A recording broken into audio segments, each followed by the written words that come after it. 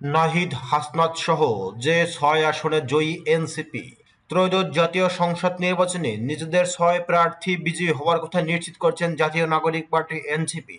বৃহস্পতিবার রাত ১১টার পর থেকে দলের ভেরিফাইড ফেসবুক পেজ থেকে দেওয়া ৬টি পৃথক পোস্টে ৬ জনকে অভিনন্দন জানানো হয়।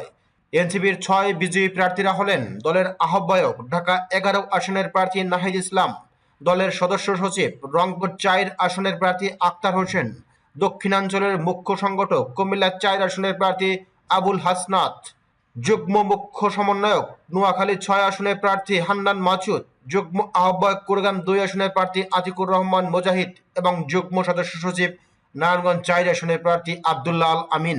এদিকে ভোট গ্রহণ সুষ্ঠু হলেও নির্বাচনের ফলাফল টেম্পারিং এর চেষ্টা হচ্ছে বলে অভিযোগ করেছেন এনসিপির মুখপাত্র আসিফ মাহমুদ সজীব ভুঁইয়া।